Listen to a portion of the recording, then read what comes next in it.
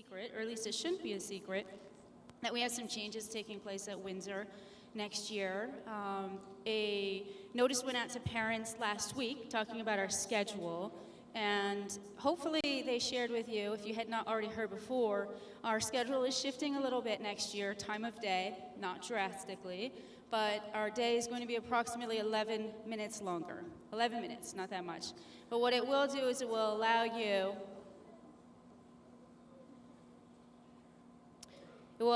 opportunity to actually take courses that you may not have been able to take before. So that's part of it. But a bigger topic of discussion, and I found out the other night because a student came to the board meeting and I was really appreciative of this fact. The student stood up and said, hey, there's this rumor, or these rumors going around, that standards-based grading is taking place at high school next year, and we don't really know what that means, but we're a little afraid of it because we're hearing that that's going to impact our GPA, and that's going to impact our ability to go to college and things like that.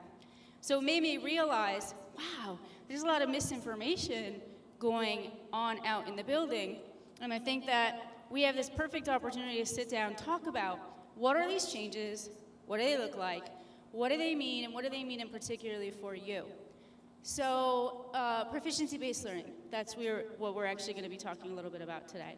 How many of you knew, just show of hands, that the schedule for next year is changing? Okay, so that's not completely new to you. How many of you had heard that next year we're going to be switching our grading system? Okay, awesome. So you're not completely in the dark, that's good. But I'm sure there's a lot of questions about it. So hopefully today we can answer your questions. I'm going to go through this slide, show you some information, and then at the end, if you have questions, now is the time to ask, and we'll try to help you through them, okay? Ms. Chapman, can you go ahead and go to the next slide? So this whole notion of proficiency-based learning, yes, it's something that Windsor Schools is going to be taking on next year at our high school.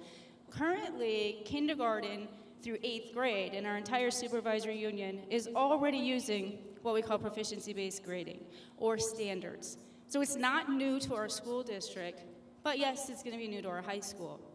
This here, the screen that you're looking at, it's from the Vermont Agency of Education. And I thought it was important for you to look up here, because I really want you guys to understand, moving to standards-based grading, it's not Ms. Cassano who came up with this idea. It's not Windsor that came up with this idea. It's these folks at the Agency of Education saying, this is the direction that all of the schools in Vermont are headed towards. So I don't know if you guys can see the words, if they're too small, blurry, or whatnot. But it does say every single high school in the state of Vermont, so not just Windsor. There's Woodstock, for instance, Hartford. They're all dealing with the same issue. How are we going to do this? How are we going to unfold this? How are we going to change? What do we need to do to follow the law around standards-based grading? So I just want to be clear with that so that you guys understood that's why we have the big change, okay? Okay. Ms. Chapman? So I talked about Vermont. This whole proficiency-based learning, standards-based grading, yeah, it's impacting Vermont, but not just Vermont. In fact, it's something that's going across our entire nation, so the whole country. But if you look up in this lovely region where we live, the red, in New England, we're fortunate that we live in a region in the United States that is pretty progressive with our thoughts around education. In fact, we've been leaders in a lot of ways with different things that we've brought to public education. So the reason that area is highlighted as red is because those are the states that have really embraced proficiency-based learning and are doing it well, okay? So quite a few states, it's not just Vermont. Next slide. So proficiency, there's really two pieces to this proficiency-based learning. Yeah, there's standards, right? Common Core, that's connected to what students are supposed to learn in English by the time they graduate, also in math, also next-gen science standards. Some of our folks who are in the STEM fair, they may be familiar with those. So there is a proficiency piece, definitely. That's a big part. And basically the proficiency tells us these are the absolutes. These are the skills we need students to know in math, science, social studies, in English, before they graduate. And if they can demonstrate that they're proficient in those skills, then we're confident. We're confident that they're going to do really well in college and that they're going to be really successful in whatever career path they choose. So that's the idea behind it, proficient. You've mastered the skills that are expected of you to be a 21st century learner, right? Okay. So you guys all know like the A, B, C, D grading system? Okay. I know many folks in here have plans to go to college. How many of you plan to go to college? Awesome. So one of the big fears is around college transcripts. But if we have to demonstrate proficiency and we're no longer going to have this A, B, C, D grading system, what if a college looks at my transcript and they're not going to know really what I did or how well I did in my school? Well, they're all preparing for that. In fact, what most colleges are saying now is that they love the proficiency-based grading system because it's clear. It's absolutely clear to them what you've been studying, what you've learned, and how prepared you are when you're going and enrolling into their school. So they like it. So that's the grading piece. It's connected to standards. Then there's this piece over here.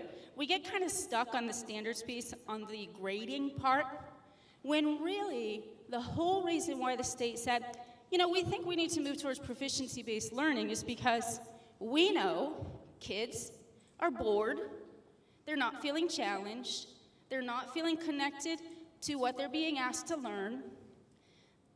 Many kids are dropping out of school. Many kids, even if they're not dropping out of school, they're not participating in discussion. They're not taking their knowledge that they're supposed to be learning in school, and they're not connecting it to anything in life. They're not applying it. So we realized, wow, that's a pretty old model. And that old model that most of our schools are built on, kids are telling us regularly by their actions that that doesn't work for us. We don't like it. We want something different. So this whole proficiency-based learning, yeah, there's a grading component, but it's really about expanding opportunities so that learning can truly become more personal for you, so you feel connected to what you're actually going to be learning about in schools. Make sense? Sound a little more exciting? Next. No. Okay. Common Core. So there's an example. Like I said, the grading system, and again, I have to tell myself moving away from standards-based grading because in Vermont we use the term proficiency. Here's an example of what your assignments that your standards and your grades are connected to will look like next year in Power School. It's clear. It's explicit. So rather than being graded just on the behavioral act of completing an assignment or turning in your homework, your grade is now going to be connected very specifically to some standards or some skills that your future employers and future colleges are going to be looking for. So it's a little bit of a different way to think about learning, okay? So next slide. Questions. Just take a look. I'm sure many of you have already had these questions, thought about them. What will my grades look like? Well, I already mentioned A, B, C, D, right? We have a group of folks in the front row here, and they're in 8th grade, and they actually are already familiar with what the grades will look like because they're doing this proficiency-based learning. So instead of letters, their grades look like numbers, 1, 2, 3, 4. Do you guys all familiar with SBAC, the testing that we get? Right? Every spring in May, we take SBAC tests, and sometime after the summer ends, you get a report that's mailed home to you, and it tells you, in math, you were proficient, or you were near proficient, or you exceeded proficiency, or did not meet it. And it's scored the exact same way that our report cards now are going to be. 1, 2, 3, 4. So that's what it looks like. If you go to the next slide, Keegan, I think it shows, yeah, there it goes. So that's now the scoring measure. We now know what an A is, or not an A, I'm sorry. We now know what a 1 is. Where an A, how many of you have experienced being in one classroom and getting an A for participation and doing some good writing, but then you're in another classroom and you're like, I'm trying to figure it out, but I'm not 100% sure what it is that my teacher's looking for me. I keep trying, but man, I haven't quite hit that mark. Anybody ever experienced that? Yeah. The grading system, the historical one that all schools have, right? It isn't clear all the time. I mean, your teachers do a really good job, I think, trying to make it clear to you. They really do. But it isn't always clear because they're not always necessarily connected to standards. But now it's very clear. It's clear as day. So here, ultimately, if we look at this system, one of the big questions that folks ask often is, what about honors? How do I know if it's honors level work versus general work? Well, clearly, where you want to be, okay? This is important. If you want to know what a school is looking for, what numerical grade they're looking for to show that you've met proficiency, is set 3. That's where you're expected to be. That's the goal. That's the average. That's where we want folks to be. We want you to be a 3. 3 means, yep, you got it. You're proficient in the standard, whether it's math, science, social studies, or English. Now, some people, they can produce work that's above a 3. And that's how you get a 4. And I hear folks say, but is it really possible to get a 4? Because these standards, they're hard, and they are. They're way more rigorous than times past. But it is true, we have a lot of honors level kids here in the room, and there's no doubt that those students will actually get 4s. Does that mean everybody's gonna get a 4? No, not everybody's gonna get a 4, okay? Some folks, maybe it's hard for them to make their way up to that 3, but that's okay. Because in this whole system, the goal is not only just focus on, do they know it, do they not know it?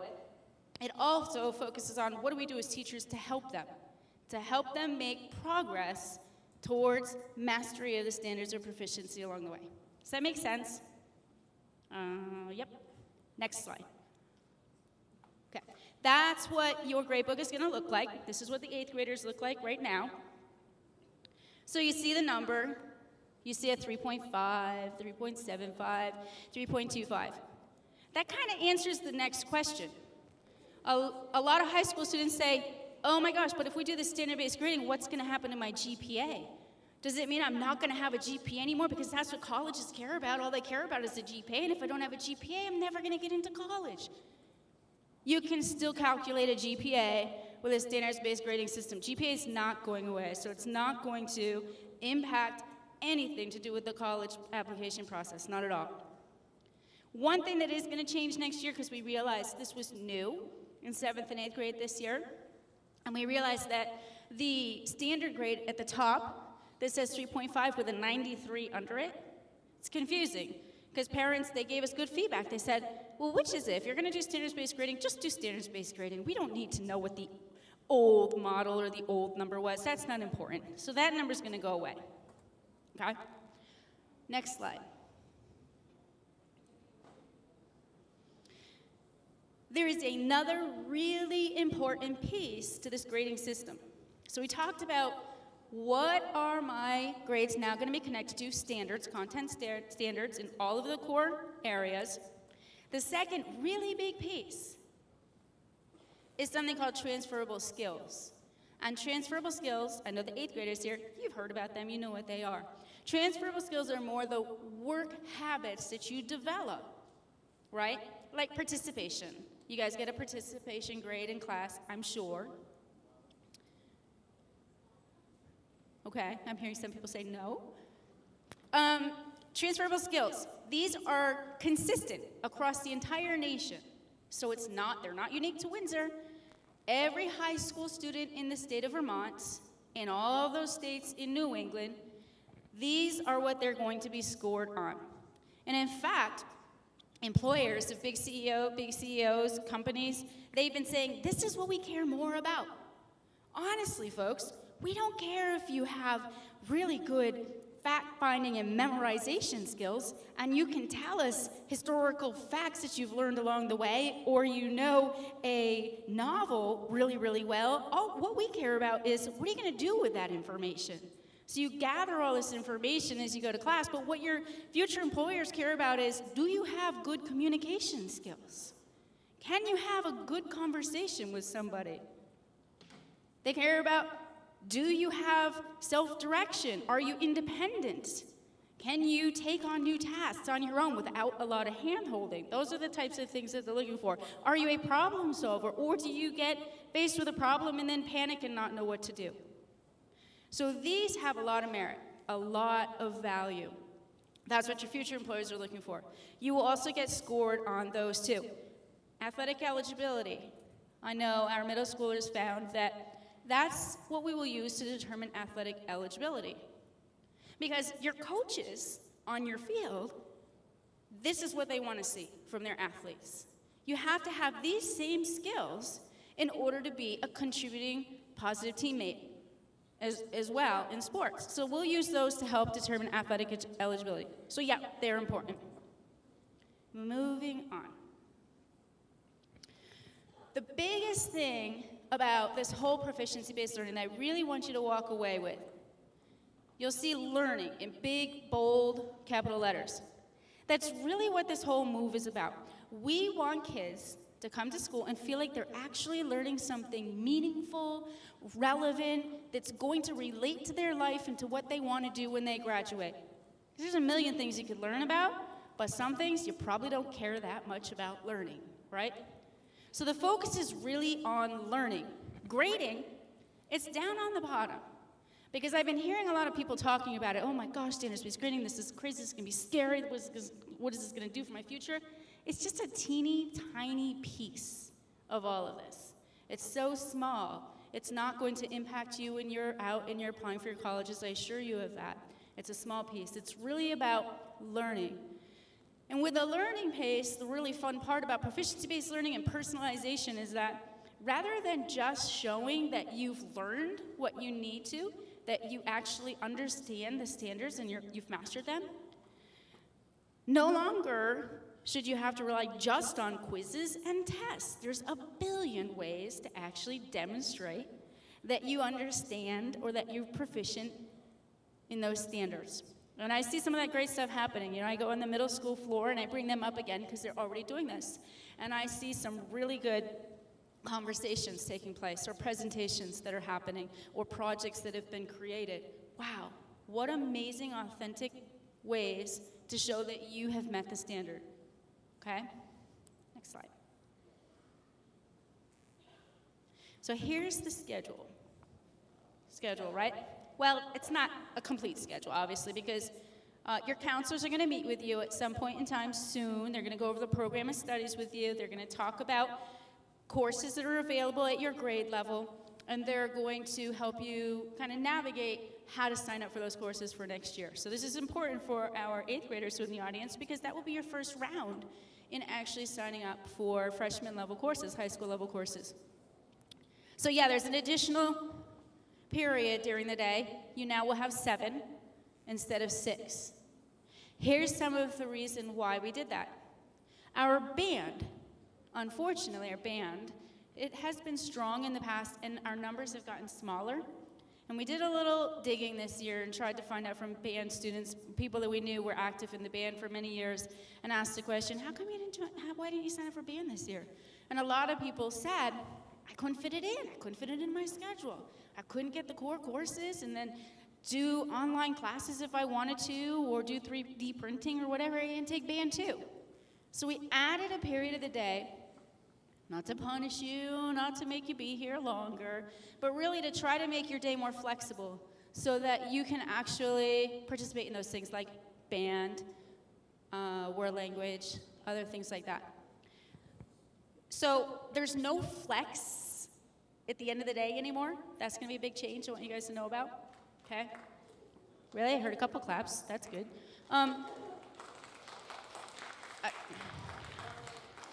Okay. Let's talk about flex. We know, I admit, I'm one of the first ones to say, hey, sometimes we try things and we have the best ideas, we think they're the best ideas, but then we find out, wow, that didn't really go the way we thought it was going to go. And I'll admit, yeah, flex was a little confusing this year and it wasn't great. So we realized that. Rather than making us go through the same process again and again, we're moving it, and it's going to the middle of the day. So for all students grades 9 through 12, next year, this middle of the day, you're actually not going to have an assigned flex teacher. Imagine that. Oh, Don't clap. You gotta hear the whole thing, right? We're not going to assign you to a flex teacher because we are going to entrust in you with this whole notion of personalized learning. We're going to trust that you can start to be keepers of your own time during that period. That you can decide how best to use this 40-minute block that you're going to have available to you 5 days per week in the middle of the day, right? So within that 40-minute block, you're going to have to decide, how long do I want to eat for lunch? Do I want to go up to this amazing learning common that we're going to be creating in the library that you guys haven't had access to in a while? Do we want to go outside in this new outdoor seating area that we're building this summer for you? Or do you need to use that time to go and work with a teacher? So you are now going to take ownership of that 40 minutes. The only thing I would say is, you can't go jump in your car and go downtown to Cumberland Farms. We have to have some line somewhere, right? All right. So that's what the middle of the day looks like. Oh, no, go back. Go back. A couple other things. They're really important. I want you guys to know this. The freshmen, okay, so that's you guys in the front here. With the added periods in the day, we now have the opportunity to provide a block that every freshman will actually sign up for. It's not a choice, you actually have to do it, because we want you to work towards getting a 4 on those standards. We want you to become proficient, or at least getting up to the 3. So you're gonna be assigned to an advisor who teaches freshman level courses, and you're going to go to them, and they will help you with things like developing good work habits, good study skills, prioritizing, and working on some of the skills that you might need extra help in, okay? At the sophomore level, when you become a sophomore, you have a little bit more flexibility because you're gonna have this opportunity, and it's not 7th period, it doesn't take place there. You guys can actually figure out what period in the day works for you when you build your schedules. But we have something else that's new. Now that we have 7 periods, that means we have the opportunity to have more credits for graduation, right? Right? Okay, don't panic. Currently, anyone who's graduating from Windsor High School needs to complete 22 credits to graduate.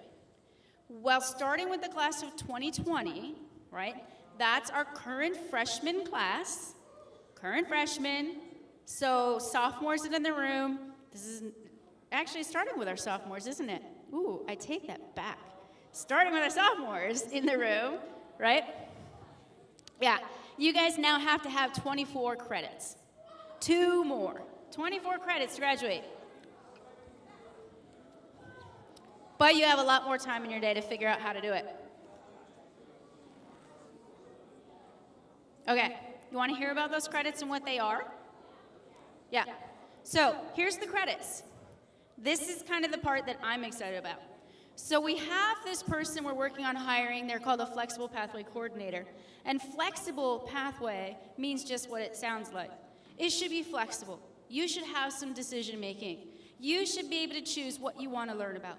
You should be able to choose how you want to learn it, where you want to learn it. So you can sign up for things that we already have that are taking place. Classes at Dartmouth, online courses, classes at CCV. You also can work with this Flexible Pathway Coordinator and teacher to create your own class. You can create an independent study. You can choose something that you want to research a little bit more. It's kind of like capstone, but at a much earlier level. So those are your credits, 1.5 credits. That's what we're adding. And science fair, how many people in here have done science fair before? Yeah, quite a few.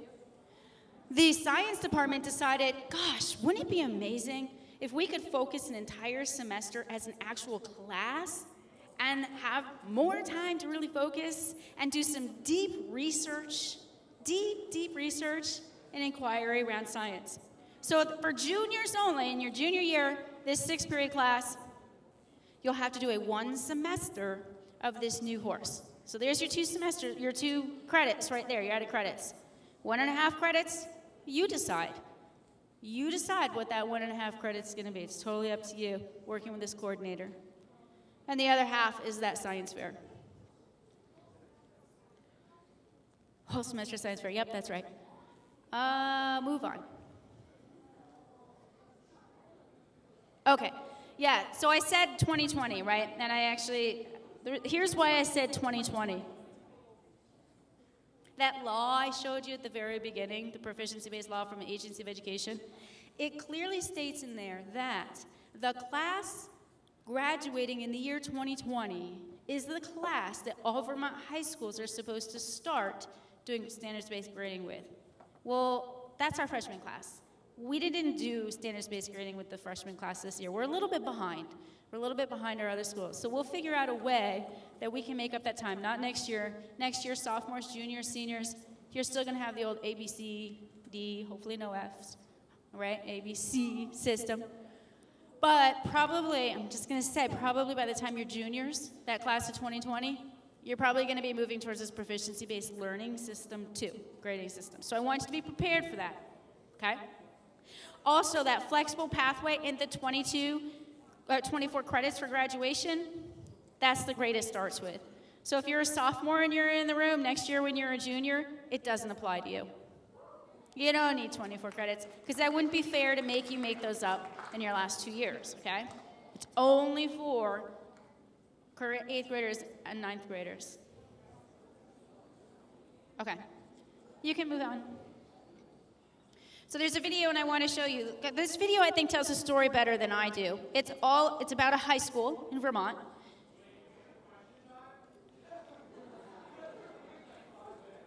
Oh, awesome. This video is only like 4 minutes. That's perfect.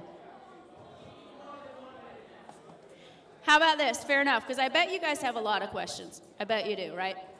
We'll figure out a way to make sure you have the opportunity to ask questions. Probably, maybe not today, because if we run out of time.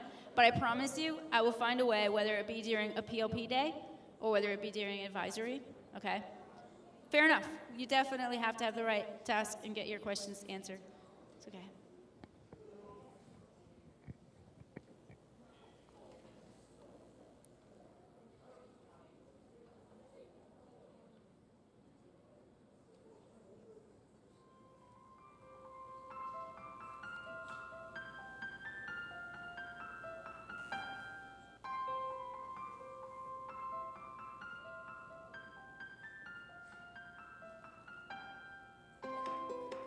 I was having difficulties. I was realizing I wasn't getting the most out of my education, just going to the normal classes. And I really wanted to take charge of my own learning.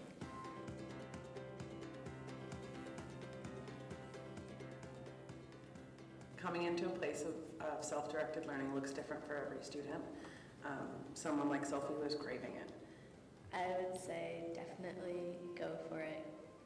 Take advantage of multiple pathways because it really enriches your learning.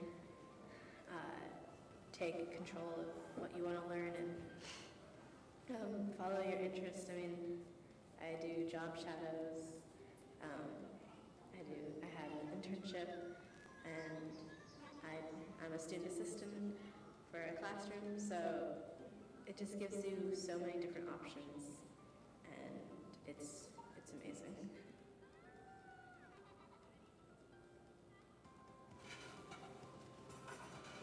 Hey, I'm Justin, and I'm in 11th grade here at Williamstown. Last year I took a class called Integrated Seminar, and we kind of explored sustainability in that class. So I just kind of meshed the two together, and I decided that I'd just take an independent study class and kind of kicked off from there.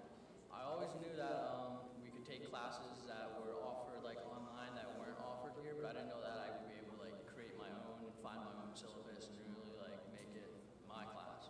We did this unit on ecological design, and then we came up with kind of a learning plan. So I became the mentor teacher, but for the most part, I just made resources available. Like the most basic question is like, how can we get like a net zero building, a building that kind of lives on its own and doesn't have to have any like additives or help from the surrounding areas. So basically everything, all the like smaller questions that led to investigations kind of fell underneath that big umbrella question.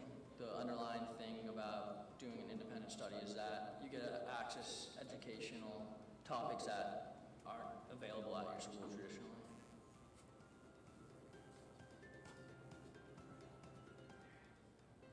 I'm Taylor LaRock, and I go to school at Williamstown and RTCC, which is in Randolph. rest of the day. I'm in my program. Over here, there was an assignment and an article and an assignment that goes with it. It's about wintergreens. We're starting to go into wintergreens in the greenhouse right now. And then it says they become active growing again. And then I can work on my independent projects like, well, yeah, we get to weld. I want to be an underwater welder when I'm older.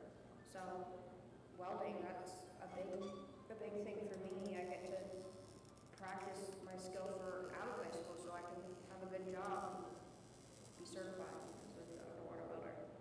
So I'm heating up the ends of the thing with the ends of that, and the heat will go down, and it will make it more components. A lot of these kids are on lower high arms, so they're working really hard. So it's not just an easy way to get us to graduation at all. It's a lot of work, but it's a lot of fun. I like to learn hands-on. That's why I came to this program. Planting, welding, driving trucks, driving tractors, logging. I like the experience of it. I like to be able to actually say I can weld, and I can make these cool art projects, and I can put a tractor together if I really need to. Like, I know how to do these things. It's helpful with life. It's helpful for everything. I'm Hannah Wilkins, and I'm a senior at Danville High School. And I got involved with online courses by researching it a little bit and looking at classes I needed for nursing and just seeing what was available to me. And CCV classes were a way to get college credit. I didn't know what to expect. They're definitely different than high school classes. You have to be more self-dependent. If somebody was thinking about taking an online course, I would definitely tell them that you need to And yes, that was the bell, so thank you. I will make sure I find time for you to actually ask some of those questions that you have.